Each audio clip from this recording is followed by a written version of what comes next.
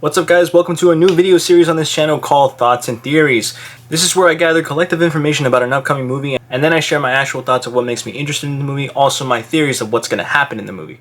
Now with the news that hit San Diego Comic-Con this weekend, we now have a lot of collective information on the new upcoming Fantastic Four movie, which is now titled Fantastic Four First Steps, releasing in July of 2025. Let's get the big question out of the way. Am I a Fantastic Four fan? Of course, I am a huge Marvel fan, but I am also a huge Fantastic Four fan. I love reading the comics when I was little. I even collected some of the Funko Pops here. I got Johnny Storm, Susan Storm, and Dr. Doom, who is now going to be played by Robert Downey Jr., if you haven't heard that news. I almost dropped Dr. Doom.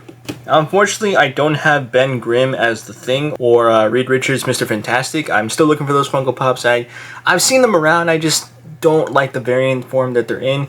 Am I a big fan of the past Fantastic Four movies? I was a big fan of the 2005 era, not so much of the Rise of the Silver Surfer or the most recent 2015 film. I'm going to give some heavy context to people that aren't familiar with Fantastic Four but really want to see this movie because they want to see where it leads into the MCU. The Fantastic Four are Marvel's first written family into the comics. They first started in the 60s with a story written during the space race as they were astronauts sent up into space and then exposed to cosmic rays which gave them superpowers. Reed Richards, Mr. Fantastic, the leader of the group, was given superhuman elastability. Susan Storm, or Sue Storm, the Invisible Lady, was given the power of invisibility and to project force fields. Johnny Storm, her brother, the Human Torch, was given the power to generate flames throughout his entire body and given the power to fly. Ben Grimm, the Thing, was given a rock-like appearance, however was also given incredible strength. And that's the Fantastic Four. Now with multiple interpretations of the Fantastic Four, we have now entered an era where Disney has now bought Fox, which had the original rights to the Fantastic Four, and are planning to bring the Fantastic Four into the MCU. Our cast, we now have Pedro Pascal as Reed Richards, which I am most excited about. We have Vanessa Kirby as Sue Storm. We have Joseph Quinn playing Johnny Storm, and we have Ebon Moss playing Ben Grimm. Now, my thoughts on the cast is that I absolutely love this cast. I'm okay with it. You know, there have been multiple fan castings for the Fantastic Four movie since it was announced back in 2021, I believe, after the pandemic. I know there's people that aren't 100% on board with the fact that Pedro Pascal is now playing Reed Richards, and, well, that's completely fair. But I actually am a fan of Pedro Pascal. I'm a fan of his recent work with The Mandalorian, The Last of Us. I think he's a great actor, and in my opinion, he has the potential to pull off Reed Richards. I did like Joseph Quinn in the recent Quiet Place movie, and I did also like his character in Stranger Things, so I have high hopes he's going to play good Johnny Storm. I did think they were going to go a bit younger with the casting of Johnny Storm, but hey, Joseph Quinn still looks young. I think they can make him a good teenager or slightly going into adulthood in this movie. I love Ebon Moss in The Bear, so I believe he has the potential to pull off Ben Grimm, the Thing. As for Vanessa Kirby as Sue Storm, I've really only seen her in one movie, and that was alongside Jason Statham and Dwayne Johnson in Hobbs and Shaw.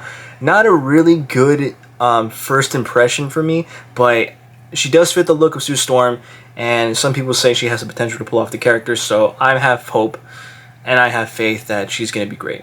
A lot of people said they loved her in Napoleons. I have yet to see that movie, but I'm willing to give it a try if it means getting a better impression of Vanessa Kirby. Okay, now let's move on to the setting of the movie. We know it's confirmed that this Fantastic Four won't be in the official MCU universe, but will take place in another universe, also not following the same timeline. It's been confirmed that this story will take place in the 60s, and that does make a lot of sense considering that the Fantastic Four originated in the 60s. But when you look at the art that was first released when the cast was announced, when you look at the logo, when you look at the car that was shown off at Comic-Con, you get a type of futuristic 60s vibe like the Jetsons. By the way, the car looks fantastic, no pun intended. Another thing I'd like to add on here is something else was shown at Comic-Con, and it was official test footage from what they were able to film while they had the cast ready. And although I can't show you the footage, I definitely have seen it, and you can go see it from yourself. You can find it online. It has leaked. Someone was recording at the Comic-Con panel, wasn't supposed to, but they have leaked it online. It says right here in the Dark Horizons article that the Fantastic Four test reel has since leaked online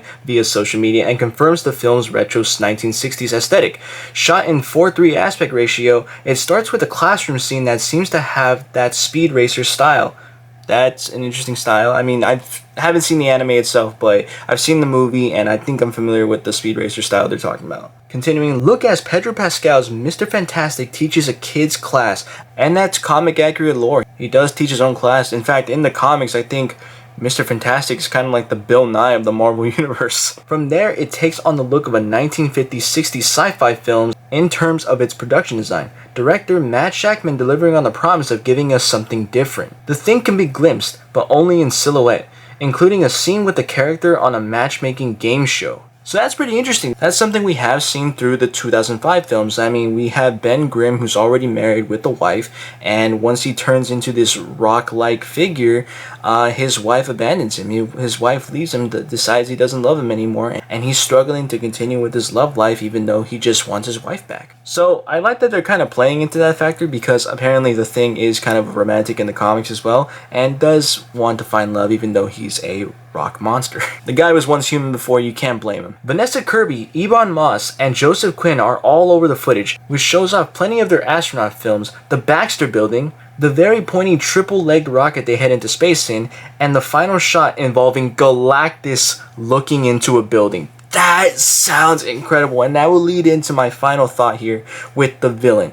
Look, I'm not that big of a huge fan of Galactus. I mean, I'm a fan of Galactus, but I'm not that big of a fan of him being the first villain of the Fantastic Four in the MCU. And in fact, this kind of leads into what I was talking about last video, is that before they announced the big news that Robert Downey Jr. would play Doctor Doom, and I was talking with a friend of mine, I said, I really want Doctor Doom to be the first villain of the Fantastic Four in the MCU, but it looks like that's not going to happen. It seems that Kevin Feige was determined to have Galactus. It seems like the director for Fantastic Four also had a hand in bringing Galactus as the main villain for this movie.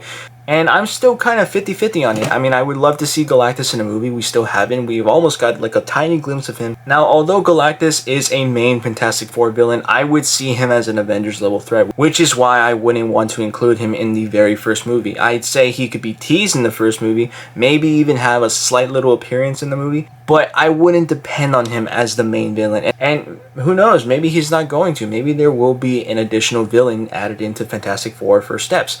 But as of now, I cannot tell you. These are just my thoughts. So let's get in. Why do I release this video today? It is officially Tuesday, and that means the Fantastic Four First Steps movie is officially in production. They are filming in London. I don't know why London, even though the movie's set in New York, but I guess it's to fill that, futuristic 60s vibe, kind of. If you're as excited for this movie as I am, please leave your thoughts in the comment section below, and I will see you all in the next video. Later.